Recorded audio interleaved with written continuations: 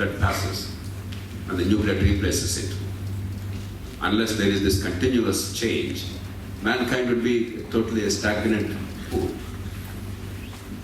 Similarly, certain diseases are incurable. We hope that we will not get them, but once we get them, we do the best we can. But there is a whole lot of misery, suffering, which is entirely preventable and avoidable.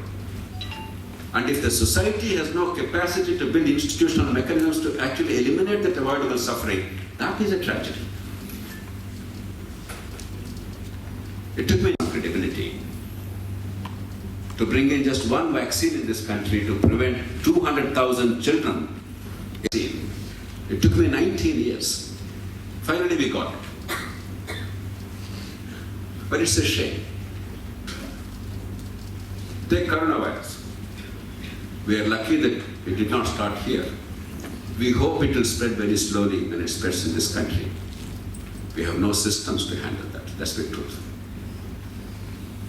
Each individual, irrespective of caste, creed, gender, etc., lives with dignity under the same laws, with the same protection of the same laws, and nobody claims any privilege on account of birth or access to power or wealth.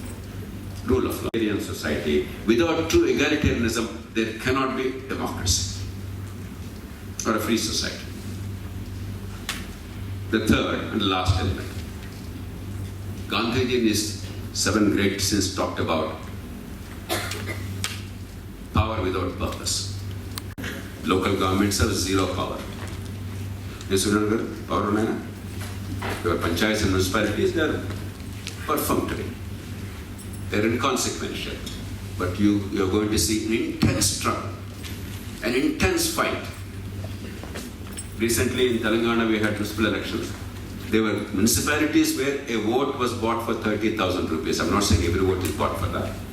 But when the fight is very intense, competition is very intense, and a few votes will determine the success or failure.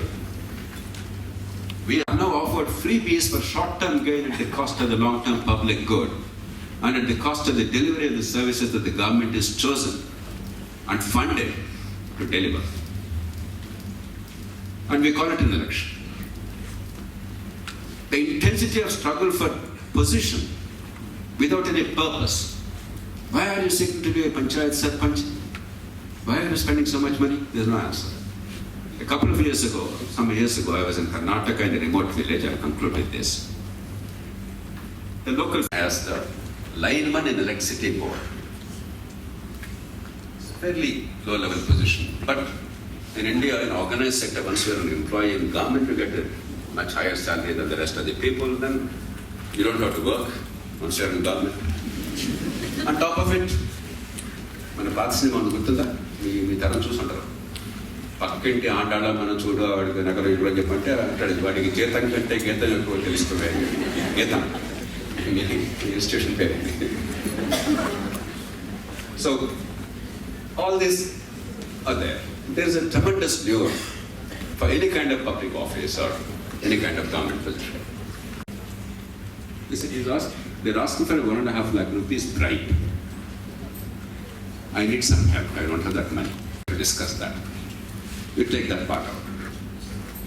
Here is a person who cannot spend, let us say this is not for a bribe, but a legitimate business or something else, to settle his son.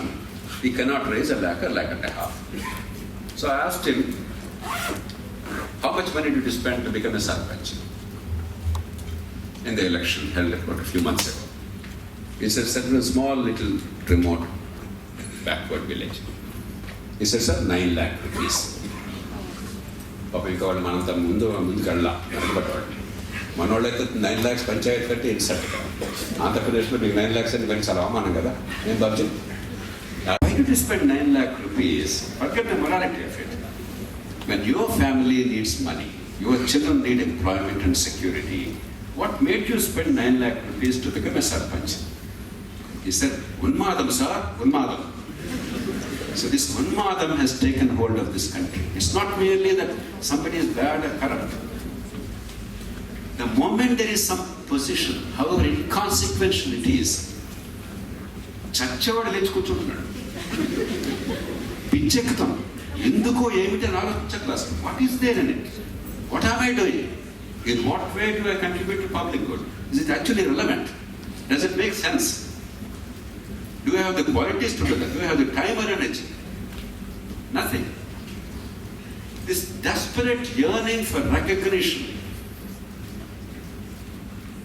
this desperate seeking of salience, as a friend of mine called years ago, seeking salience is the dominant trait of the Indian psyche. Particular definition, not merely about corruption. That's obvious, it's very well known. But this desperation, this hunger to be recognized as something by virtue of position, not by virtue of your talent or your service or your accomplishment. That's not democracy. It's a joke. You may call it whatever, but it's not democracy. It's a disgrace. And this problem is not merely because of the leaders. Leaders certainly are terrible. I don't think I need to go into that. We all understand that. But we also have to introspect as human beings. This is cultural. This is societal. We have to wake up. I remember my first visit abroad. This is the very last point I made. I've taken much longer than I hoped. I'm sorry. It's very incredibly powerful. In those days, 1992 or 93, if I recall, the Rabobank Netherlands alone had more deposits than all the Indian scheduled banks put together. That was the magnitude of that institution, the power of that institution. So they had, like our PACs, they had the primary societies, and really influential, 270 of them. Very influential, very rich. I don't have energy, I'll take care of my family, my profession, my business, I want to retire and enjoy a peaceful life. And they persuade him. Because you're the best person, please, we'll also help you, but please take charge. What was happening at that time and now? You have people queuing up in front of polling booths for the cooperative society elections, where they have nominal membership, where 11 rupees is paid in those days to be a member, voting member. And people paying them money to vote, and there is zero money in the cooperative bank, cooperative society, just because you want to be president of the cooperative society, a member of the board of the cooperative society. Our structure of banking and money markets. Our interests and our money, they are safe in his hands.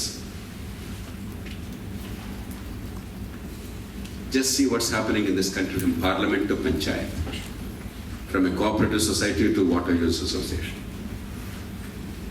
We have a long way to go to reach Gandhi's idea. Let's at least focus on these three things.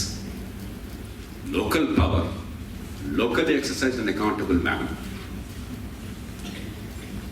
Egalitarian principles brought into practice by education and healthcare of quality accessible to every person, and real and meaningful application of rule of law on a daily basis.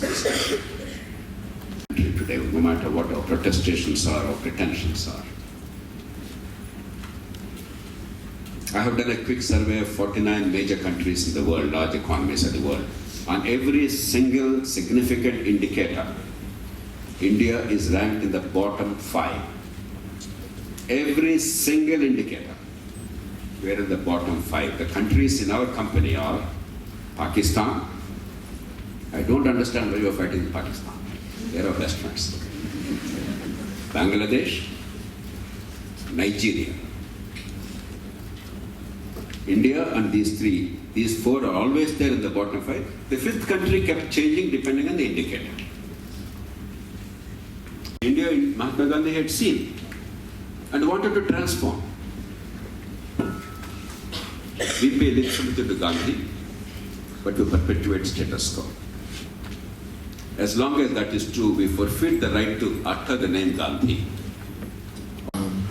Before we begin, can you switch off that light? And all media friends, can you close the cameras? And wrap up, we'd like to have a Q&A session. Is to share that maybe